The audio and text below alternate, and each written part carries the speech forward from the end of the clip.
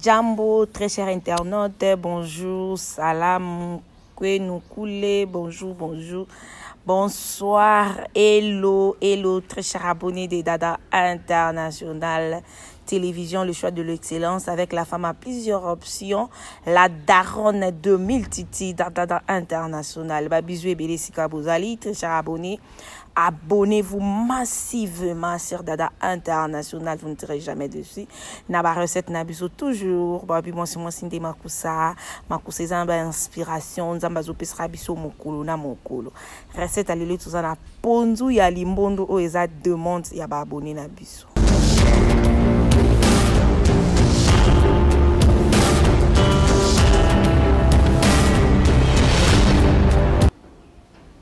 Merci beaucoup, très chers internautes. Merci à la grande communauté congolaise partout dans le monde entier. Merci Naba amoureux, pe ba amoureuse Yamakusa. Merci pour la confiance et surtout pour la fidélité. Na PCP Mbote, na famille Bota Mobimba, famille Bota Oye, famille Bota toujours. Merci pour notre soutien, ba appel, la commentaire et tout, ba partage na bino ezo sala bien. Merci aussi na les compagnons de Dada International, jamais sans vous. Jamais sans vous partout au Bozali, aux États-Unis, au Canada, voilà. Les autres dans la recette nabiso ya pondu, ya limbondo. Oh, ils demandent à abonner nabiso. Wa ba dada lambela biso, Dada International lambela biso pondu ya limbondo on a baki non. Na fandi na réfléchir pondu na limbondo ko za accompagner na nini na pona ki ils à l'accompagner na ngulu, mengulu oyo e kozala ngulu filmé. Ba balinga biso pe to linga bino, merci beaucoup. On a déjà na bongisa ngulu na sombi ngulu na ngana wenze na ina be pisi na ngai wana nazana solo na ngai matungulu, nazana tomate na ngai ya mbuma, nazana céleri, nazana pima, ai, nazana ndembi, donc nazana bicarbonate na ngai vu que za pondu ya limbondo wana la bongisa ngulu na ngana ina nguna bien na tie na bassin. Faut toujours que sope la main à moto ko longola mo ba salité et tout na tie na ngulu na nga na tie yango na mai ya moto vu que za ngulu fumé na ngaka vana bandosa mamba pondu na bongisa on a saisonné na tia na frigo poto eba denga osala pondu. Voilà na jusqu'au mois bambuma na nga citron et raté toujours. Nazu na fongoli citron nanga bien là on a déjà mai nanga penze zwa ki moto bino mo bomoni déjà ndenge esali nazu yango na tie viande nangai na mai ya moto na bandi ko bongisa yango. Voilà tala nde pe bimisi salité nazu mai nanga na ya salité na sopi mai nanga ya moto et tout na sopi na jusqu'au mai na bandi ko bongisa lisusu pona kolika kosukula nyama na biso ezala bien kolongola ma o na mona ki moi ezika ki makasi tan basala balungula ba poso wana nde basalaka toujours faut que veiller ba bi kolamba ba yekulaka. Voilà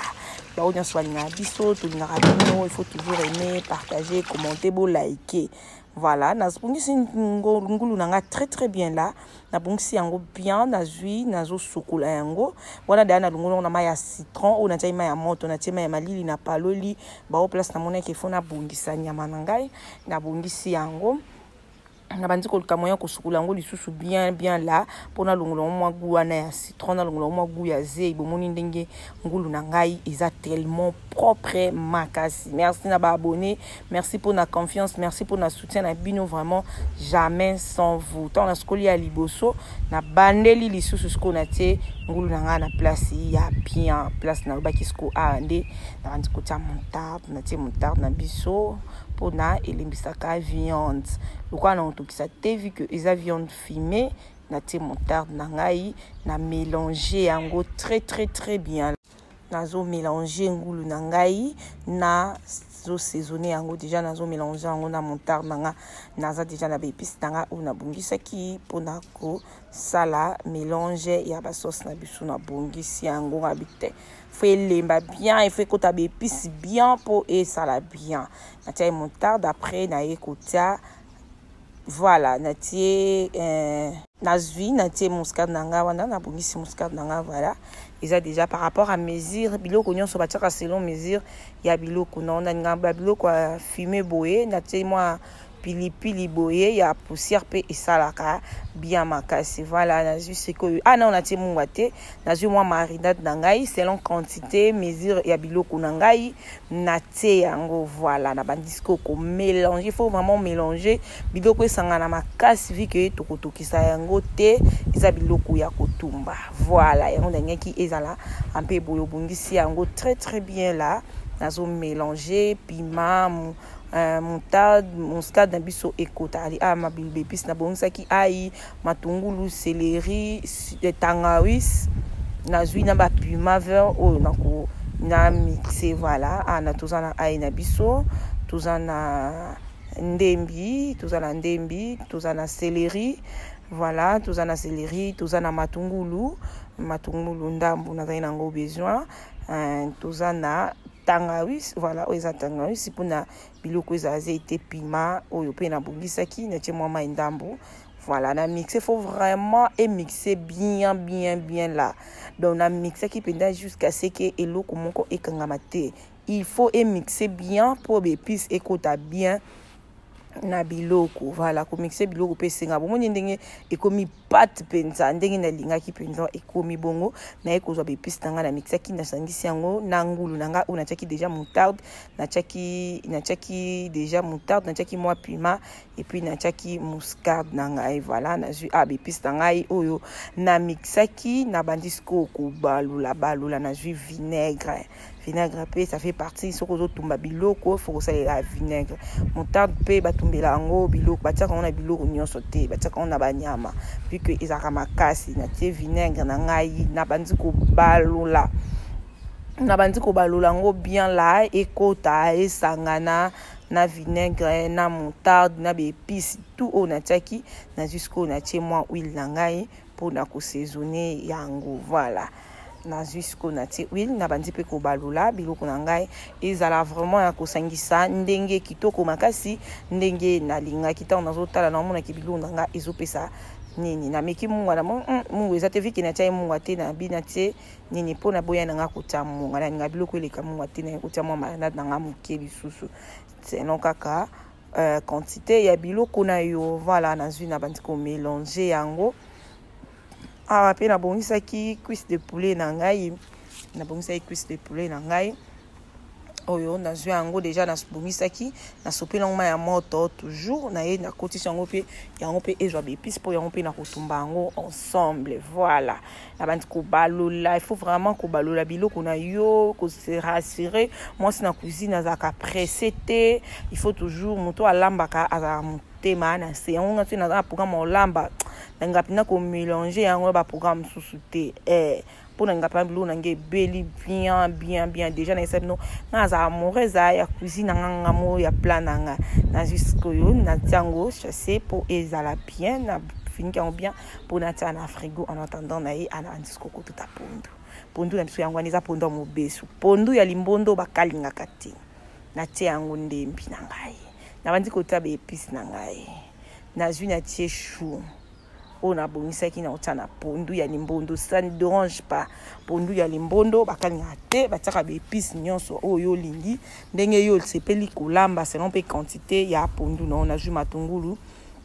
na bongisa ndembi nanga chou nanga matungulu nanga ba oignon na bongisaki pona nini pondu na ngai. Voilà, pour ezape na saveur moko ya kitoko. Nazui poivron na bongisaki na tie pe poivron na ngai nazui ba aubergine en fait lona tout na aubergine na tie aubergine na ngai na bongisaki pona pondu aubergine na ngai yango wana nazotia nazui matungu na nganda mbetikala ki na tie nazui piment ai na ngai na ba piment na ngai na bongisaki na tie pona tutango pondu ya limbondo elemba nango noki yango na tutaki on penda minute avant na tia ba épices na ngai nazui na tie ba ai na ngai vraiment na tia yango ba épices ndenge vraiment nazalaki nango besoin ndenge na sepelaki ai na ngai ndembi na ngai bino moko bomoni ndenge na expliquer bino déjà nyonso bato basengaki pondu ya limbondo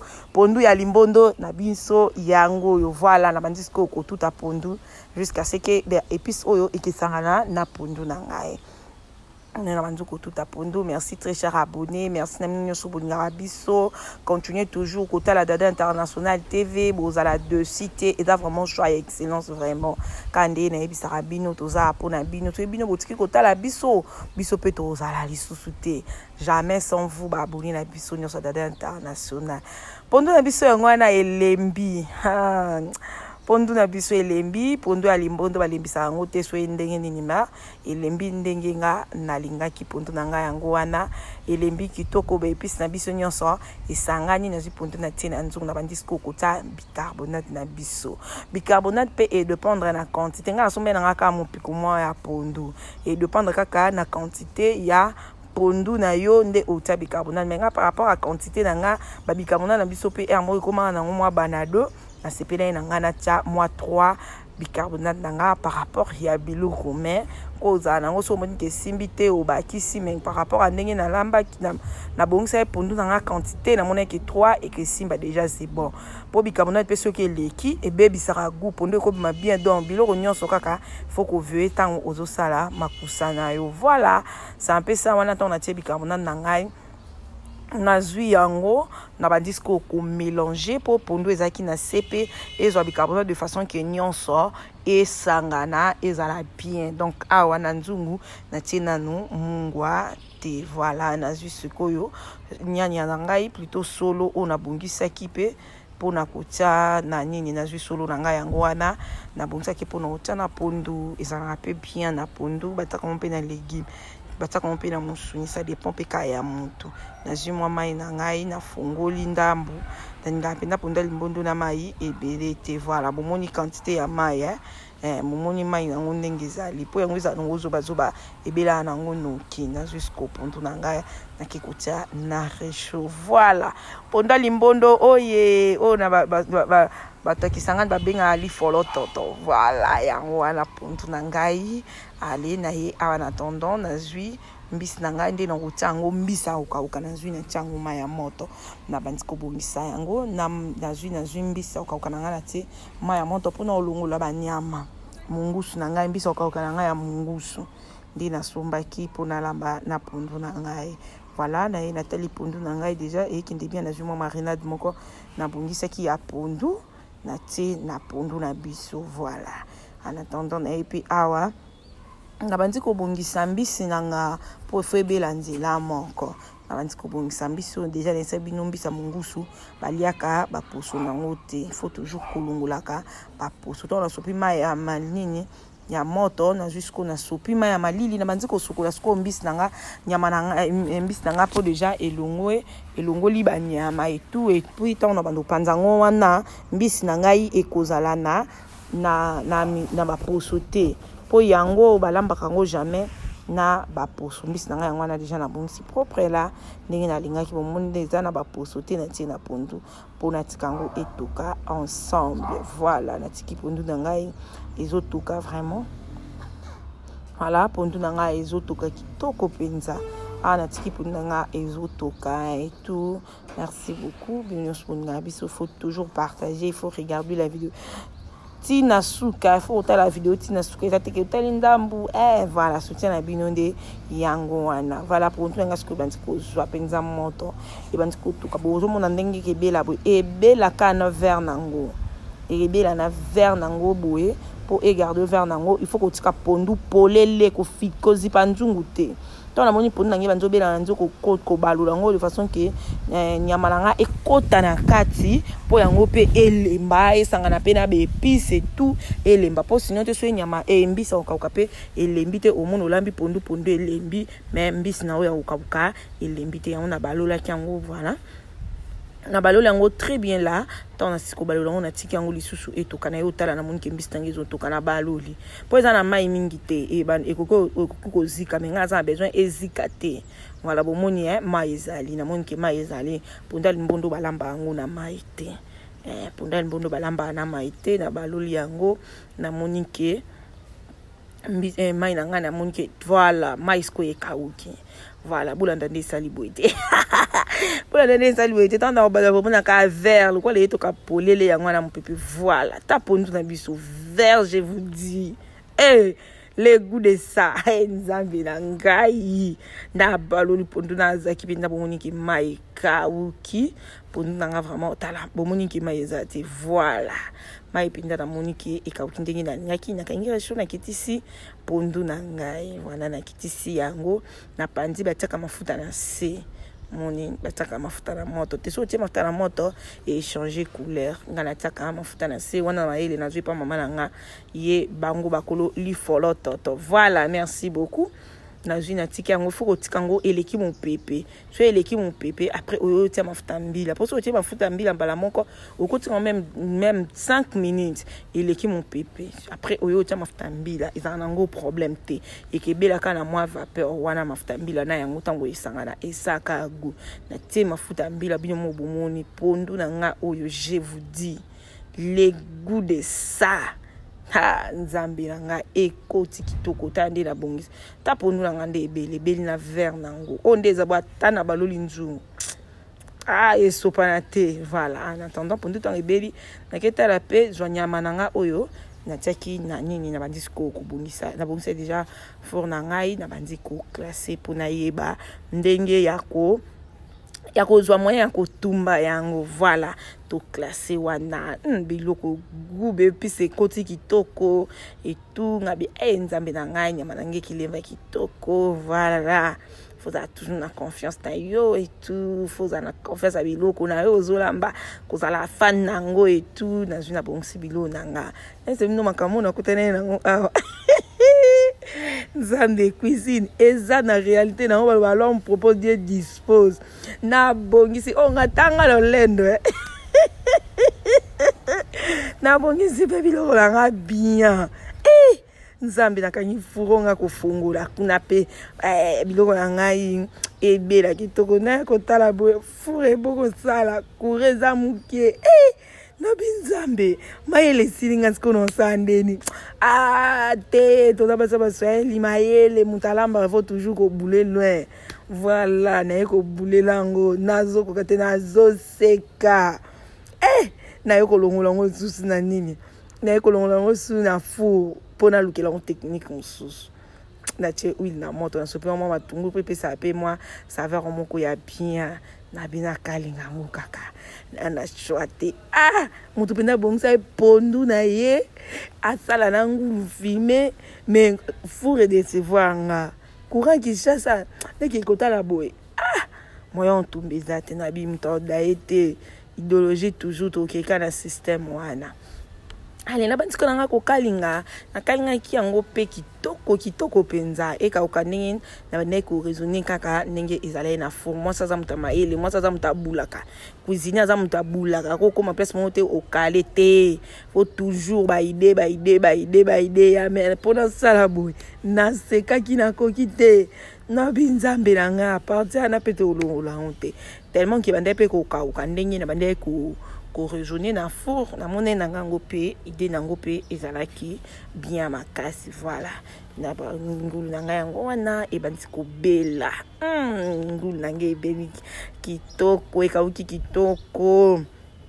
na zango wana bongisa pe déjà nzungu na ngai o na osala nango sauce ya nzungu voilà ba oignon na ngai pa ezalaki déjà mopanzi nazotalaka ngomona ki meme courant penza ezaki makasi te epesa ina réchaud mais na four et boyaki on a baki tous créer cas technique voilà ekufeli mais là c'est quand il m'a entenga biki chasse e bo décevoir bato mbokele na bongisi pe cuisse nanga na bandi pe ko tsango pe na bata cuisse na bongisi pe ngulu na nga na bandi ko tsango pe na nini na nzungu na nga na zupe cuisse na ngai na ngai na liango filmer mais je n'ai pas le choix na kaninga kaka na kaningi pe cuisse na nga wana na zupe cuisse na nga nyonso na tie ngulu na ngai pe na kaningi yango très très bien là boni déjà ndenge esali et tout donc na tie yango après biloko na ngai yango wana ngulu na ngai esali déjà c'est bon ali na ekozwa ba épices o na bonisaki na juba oignon na ngai nazana ndembi aubergine nazana matungulu nazana poivron o na bongisaki nazango wana na banti ko balola yango pona sala moi sauce na ngai ya nzungu nazana nga na besoin maite nazali na besoin mai te aubergine na ngai piment vert ba matungulu nazali na céleri nazali na bon épices tanga en fait on a présenté bino na moni sauce na ngai et beli vraiment ndenge na lingaki nazotala kango et tout na moni ke ezobela parce que nazali na besoin mafuta na viki na olamba na loso na moni ke beli cuisse na ngai pe déjà belaki na tiaki yango déjà na zumwa ba oignon ndambo pour naza vraiment fan na biloko a trop secté. Voilà, nanga moi biloko sali moi bonyo boye moi sauce wana bato pe ya fufu ba se retrouvera bato pe ya loso et ça la moi bien. Voilà, na zuna tie na sande nga ya cuisse ba o etikali na nango besoin pour na rotia na sande nga ya ngulu na yo zwa nzunga nga ya ngulu plutôt na tie pe na recho na yo zwa bepiste nga o déjà na kalinga ki bien na tena nanga na besoin ya mai te parce que naza na pondu nanga et puis awa nazaki na besoin ya ngulu ya kotumba na ngana sali yango pe ka ba oignon lokwa na tumbi te na sangisi yango pe kaka boy na sali mélange nango. Je vous dis les goûts il faut essayer, il faut vraiment essayer ça mes amours, il faut essayer. C'était tellement bon que na zuba bisous. Vraiment, ezaki tellement kitoko. Talandenge beli. Ezali kitoko moko. Non, oye bakute ki bakalingaki. O quand on kakake na tumbaki yango après na tionyo kitoko. C'était vraiment bon. J'avais vraiment aimé, surtout que na déjà fan na cuisine na ngai. Na balola ki yango na moni que c'est bon ndenge na lingaki parce que biloko nyonso déjà ki ya kobela. Na eko chango siko na sani na ngai. Merci beaucoup. Nabo onyo swalinga ngana linga bino. Je suis toujours là. Mtaza a besoin tout lamba recette to sala. Recette oyo eza demande ba abonné na ba vidéo na biso elekaki. Bazali na besoin pondo alimbondo yango to loba lelo to lamba bino pondo alimbondo to accompagner yango na ngulu. Voilà, ezaki na besoin ya ngulu filmé mais là on propose Dieu dispose. Mais c'était vraiment bon. J'ai eu des félicitations et tout. C'était vraiment bon. Merci. La table est prête. Karibu kumeza pondu na ngai limbondo yango wana nazaiki na kwisi na ngai ngulu na ngai ezali bao balingaka loso pe baliaki loso ezalaki wana na pointe bao pe balingaka pe fufu wana erataka te. Mukapara. Merci pour la confiance, merci pour la fidélité, merci pour l'attention, merci pour le j'aime, merci pour le partage, merci pour tout. Nzamba pambula biso, eza recette moriza simple, na pesi ba détail nyonso. So nzamba zoni te tokutani prochainement na numéro mususu ya émission mususu. Bisous. Bye.